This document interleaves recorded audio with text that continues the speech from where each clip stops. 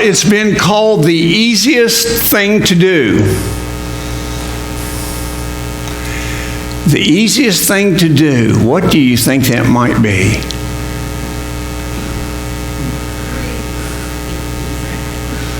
Breathe. Someone said breathe.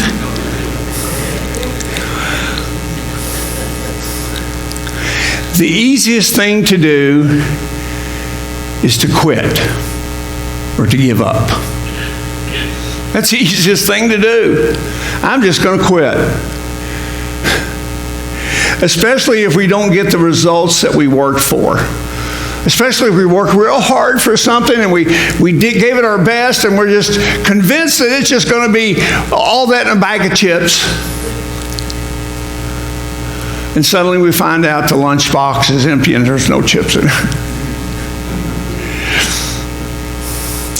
It causes one to question, or should I say, pose many questions, especially after VBS. We had 55 children here. The stage was filled with children. And I'm thankful for these parents that did bring their children back today. I'm thankful for them. Amen. But I wish there'd been more. Because we worked so daggone hard, didn't we? I mean, we put so much effort into it, didn't we, Laura? So, the question, was it worth the time and the money spent? Did we do all we could? Or could we have done even better? Did we make a difference, or was our effort in vain? Did we pray enough, or did we pray when we prayed? Did we pray with enough zeal and enough fervor? Did God hear our prayers? Or does He even care?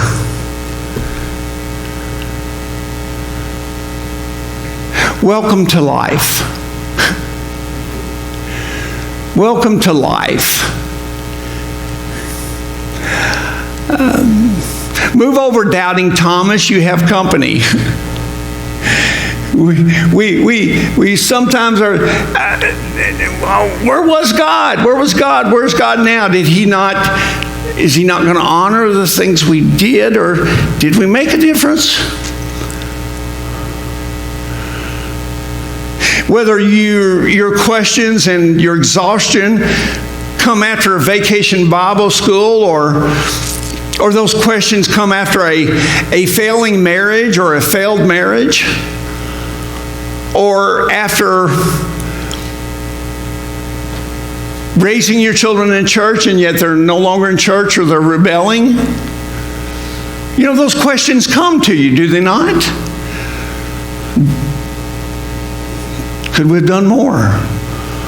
Were we on the right path? Did we make a difference? We will face them in life. See, life has a way of making us doubt our mission, doesn't it? When we don't see the results, the immediate results that we expect, it can cause us to get down and frustrated and bring doubt into our life, doesn't it? Does anybody experience that but me? Yeah. Well, this frustration is older than time itself.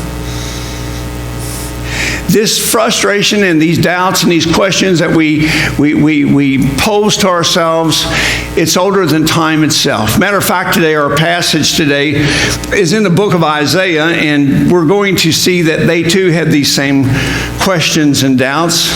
Our passage today comes from the Old Testament book of Isaiah, in chapter 40.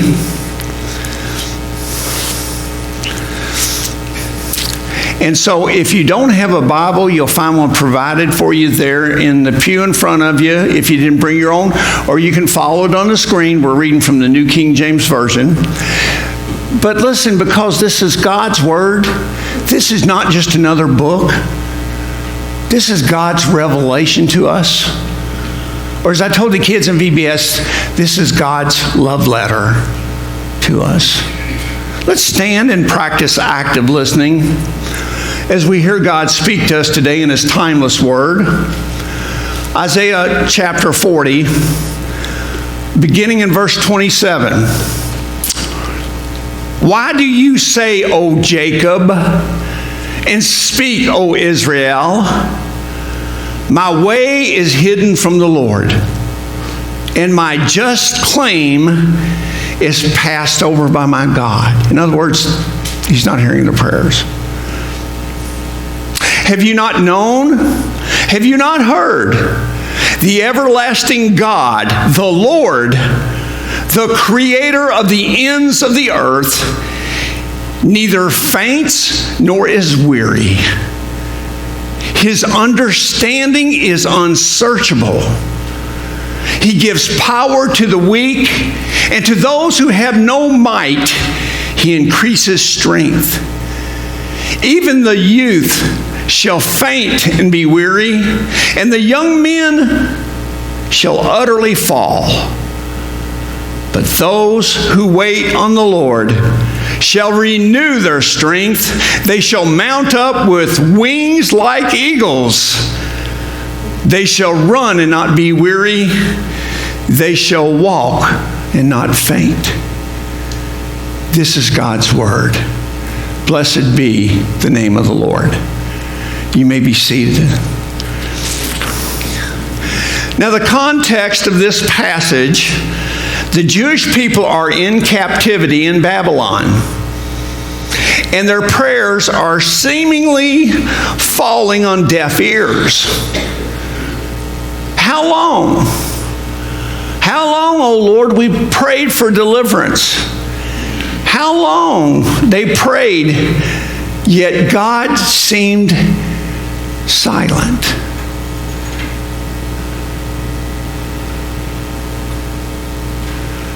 Do you know that's part of our faith walk? Do you know that's part of our pilgrimage as Christians?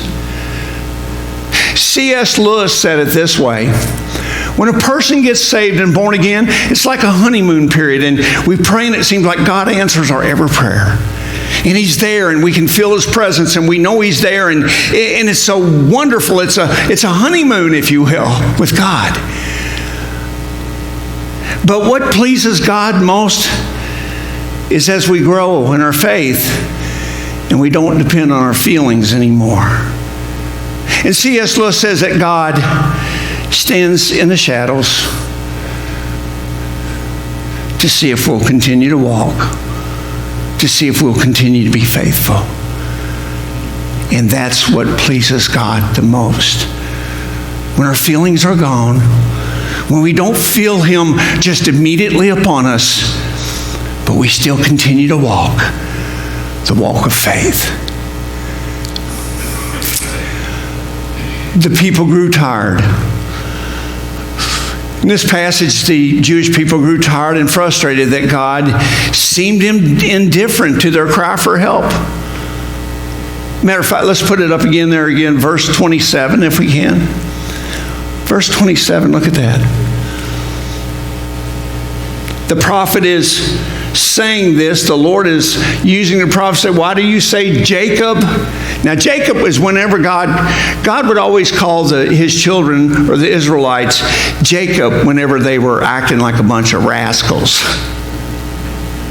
Whenever they were backslidden, He called them Jacob. But when they were obeying, He would call them Israel. So here He speaks to both of them, whether they're rascals or whether they're obedient. See, it wasn't about them, it was God had us a plan. It's God's calendar and God's timing, not so much what we do. And here was her cry. My way is hidden from the Lord, and my just claim is passed over by my God. In other words, God doesn't hear. God doesn't care. If God cared, He would change things right now. I mean, we need to have change. Amen?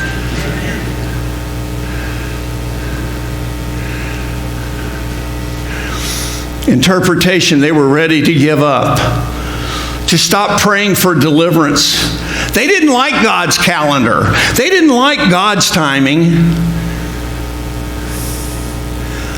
The youth had grown weak and weary, according to this passage.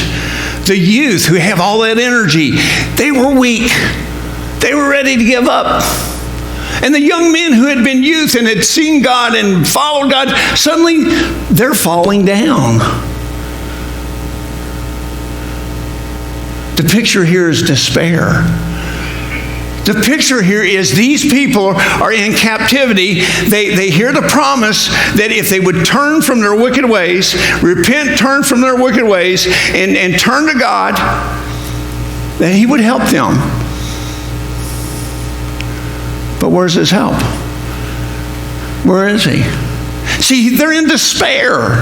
Everybody see that? That's what this passage is telling. God's people are in despair. Because God is not arriving on their timetable.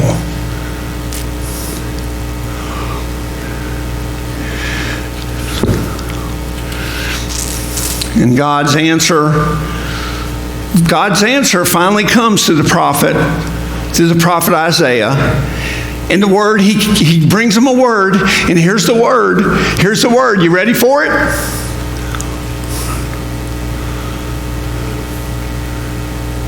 Wait. Wait. That was His word. How'd you like the way I set that up? It was pretty clever, wasn't it?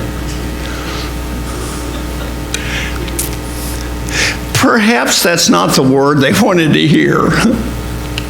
Who in here enjoys waiting? Anybody? Does anybody here enjoy waiting?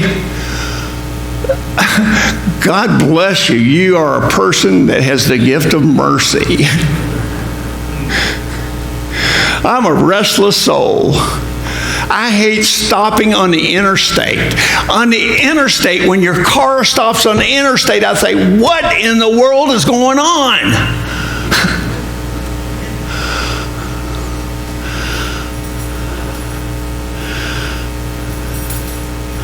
I don't like standing in line when I go to Disney, but I'm too cheap to buy that fast pass.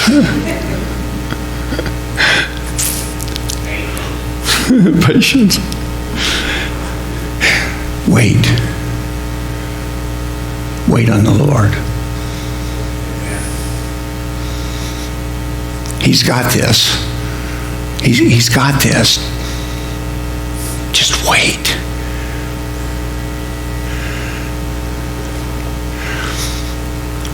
You know, I don't know how any of you plan to vote this year or what party, if you're tied to a certain party or affiliation. But I'm going to tell you yesterday, folks, I saw God's providence yesterday. I saw God move Donald Trump's head at the exact time he needed to move his head to keep from having his head shot off.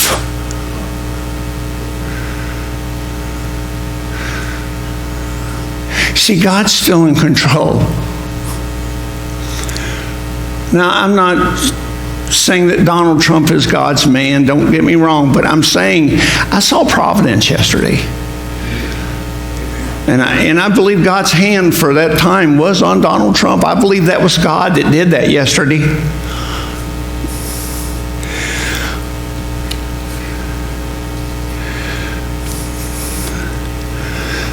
See, this waiting was, what God, the word wait for them was not it was not a forget about it waiting. It was not a, well, just forget about it and wait. This was not a passive, do nothing wait.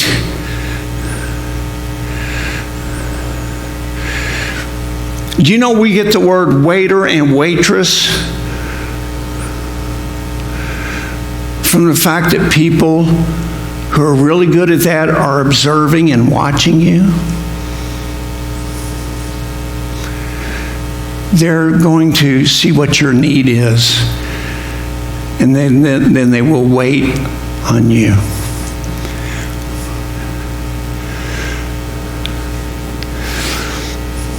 This was a wait of expectation.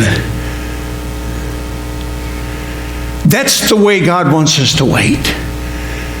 Expecting. Not doubting. Not denying His presence. Not denying our identity. But we're to wait with expectation. This was a wait of trusting in God's power. This was a weight of knowing God's work ethic and His character. That's what this wait was about. That's what God means when He says to wait on the Lord. It means to wait for the Lord. Amen? That's what it means. You see, God is not like us in the fact that He never grows tired. He never gets frustrated. God is not up in the heavens right now wringing His hands wondering how all this is going to play out.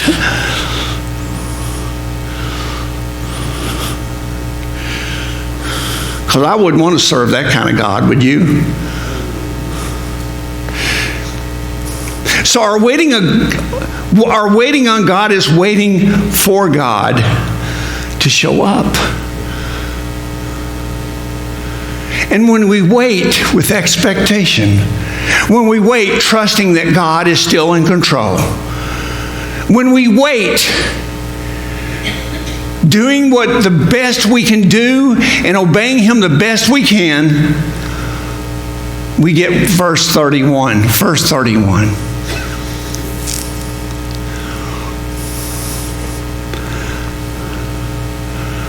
But those who wait on the Lord shall renew their strength. They shall mount up with wings like eagles. They won't be flapping around, wasting all their energy. They'll soar and rest in the winds and the power of God. That's what they do. It's suddenly life takes on new meaning. That you see that God is up to something. It may not be what He wants, what we want Him to be up to, but He's up to something. And we can relax. And we can soar. And that we shall run and not be weary.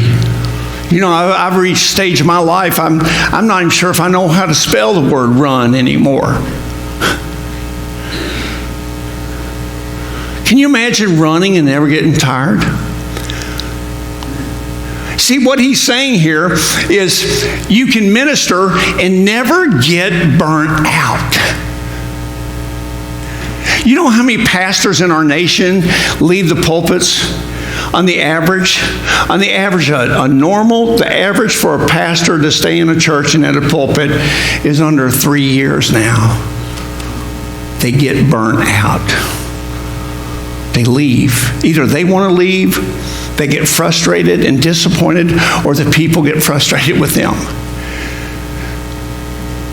And that's because we're not waiting on the Lord.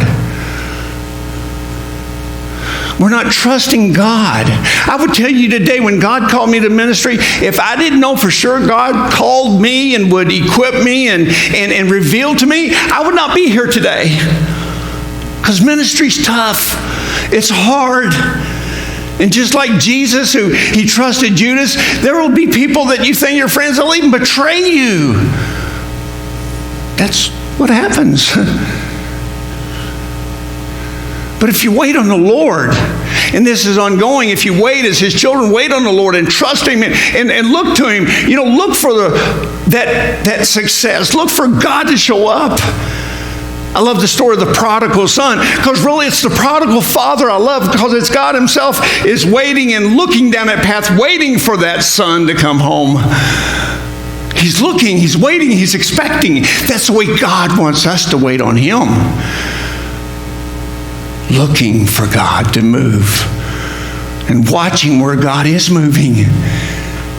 What about you? Do you do that with God? When you wake up every day, listen, and I'm guilty of this too, but you know what we should do? We should every day wake up and wait with expectation to see what God's going to do today in our life. Right? In our path. Who's He going to put in our path? Who's He going to put in our path? Who are we going to see today that they need to hear that God is sovereign and He loves them and He's got a plan? Oh, I wish I would be more faithful to do that. Oh, I wish I would be more faithful to do that. God's not like us. He never grows tired. He never gets frustrated.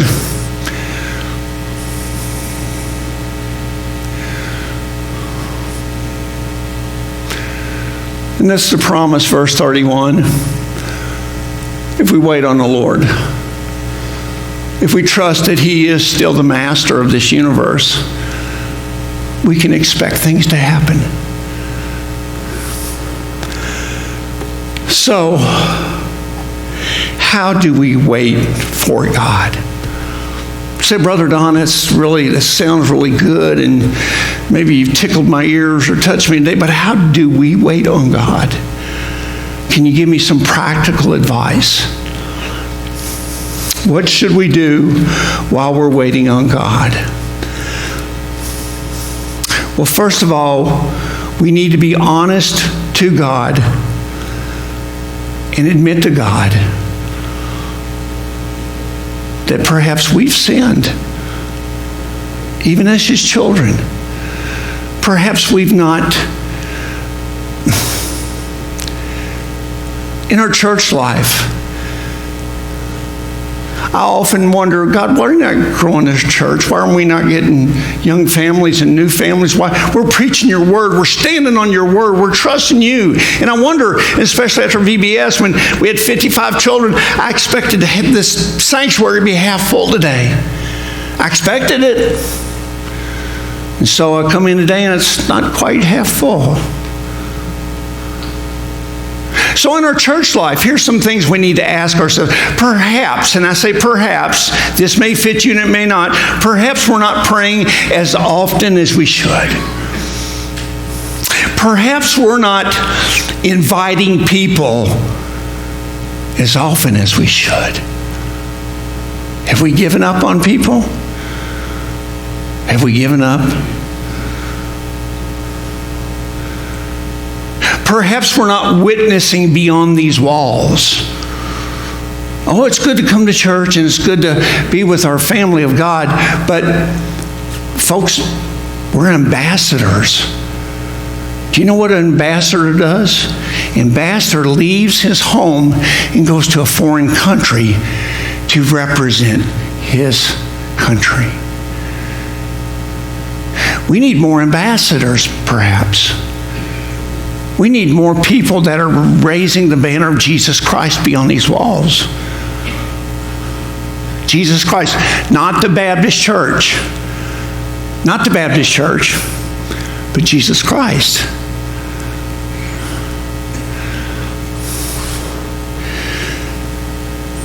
Perhaps we're not trusting God as we should. Perhaps we're really not walking as close to the Lord as we think we are. Perhaps we're not tithing. When God says, this is the one thing I will test you on in your faith is, do you tithe? For those, even Christians, who have said, well, God doesn't need my money. He doesn't need your money. He needs your faith in Him. That's what He needs. And it's tested by money. In our failing marriages, perhaps, first of all, we married ourselves to an unbeliever. Perhaps. Perhaps we are being too selfish in our marriage. Perhaps we're unwilling to please our spouse. We think more about ourselves than their pleasure. Perhaps we're not being a godly leader and taking a stand for the things we need to stand for. Perhaps.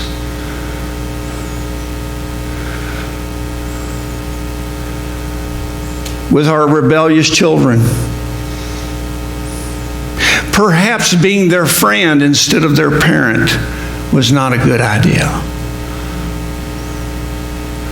Perhaps not being diligent in home devotions. Perhaps not learning to say no to our children. Perhaps sparing the rod of discipline. And now they don't respect us as their adults.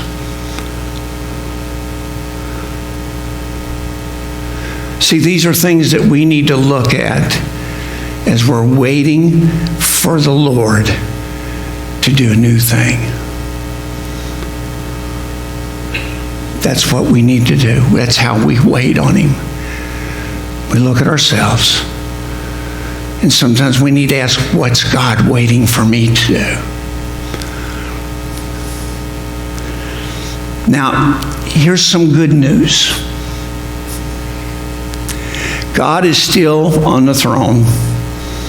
God still loves to prove that He's on His throne. He loves to prove that He's still God. And I think we saw that yesterday in the providential care of Trump. I think He loves to prove He's still in control and He's on the throne.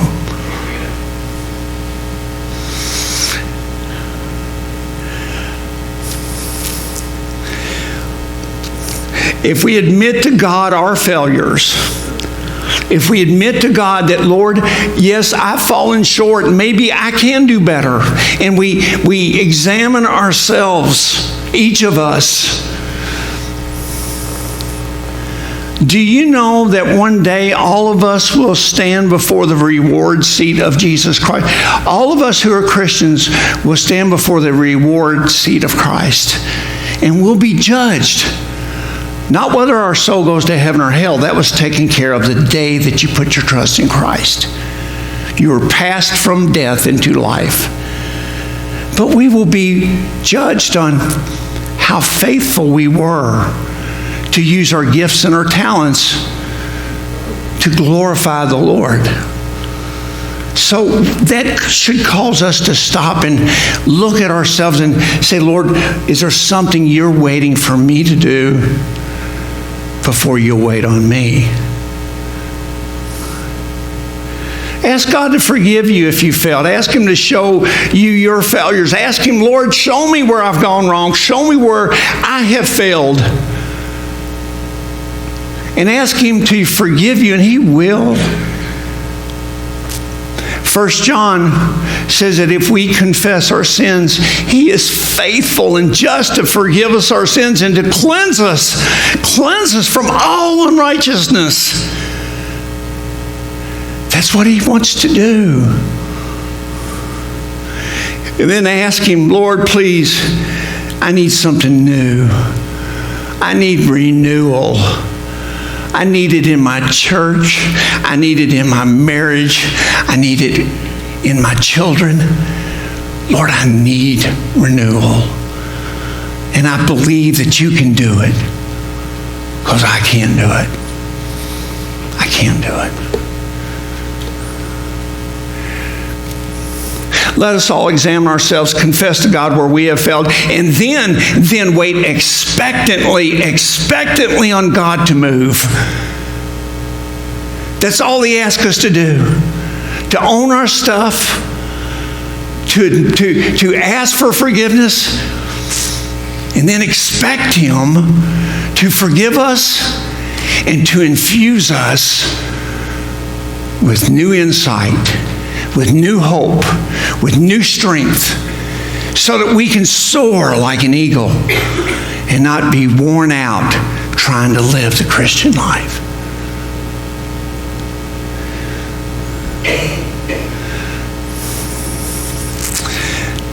then we shall soar like eagles. Then we will minister and not grow weary. Then we will walk when running is not even possible. But in all instances, we will be moving forward. We'll be moving forward. We'll be moving for the kingdom of God. What about you today? Are you moving? Are you advancing the kingdom of God? VBS was all about advancing God's kingdom and showing children while they're still young and hungry for God who He is. Have we lost that childlike trust? God doesn't want us to do it. Jesus said, allow the little children to come unto me, for such as these are the kingdom of God. Are you just willing to trust Him?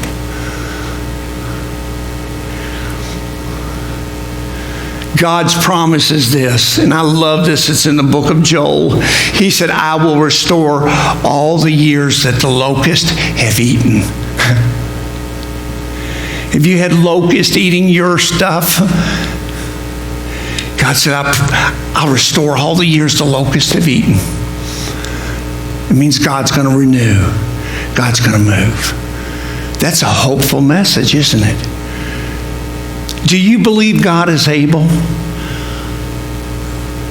Do you believe God is able? Is God able to renew your life, to renew your walk, to renew your mission? Is your God able?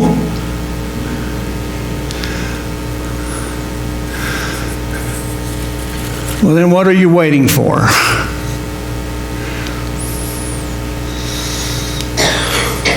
Because God is waiting on you. As our musicians come to lead us in a time of response,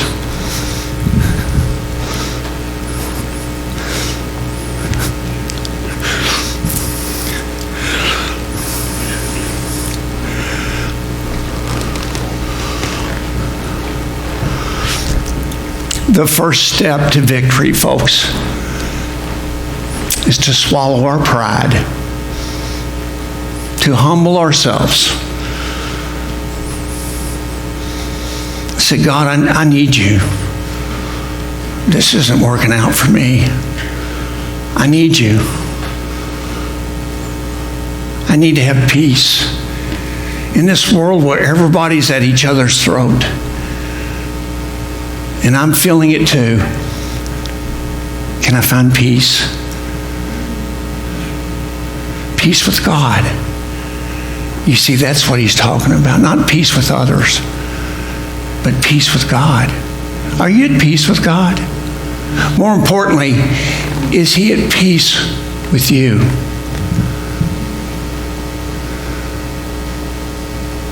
We must humble ourselves and say, God, I need you. My life's a wreck. My home's a wreck. My children's a wreck. I'm a wreck. Well, guess what? God's got the best junkyard you've ever seen. And he can take all those parts in that damaged car and he can give you a new car. But you got to humble yourself. What about you today? Do you know Jesus Christ personally? Do you know him as your Savior and the God who can bring you life? Because today, the doors of heaven are wide open. Today is still a day of grace and mercy and forgiveness. But friends, that door is quickly coming to a close. Don't miss it. Don't miss it. The door's still open today. Tomorrow it may not be open, but today it's open. Won't you come and receive peace and mercy and forgiveness? Won't you come? Would you please stand as we sing our invitation, Room at the Cross?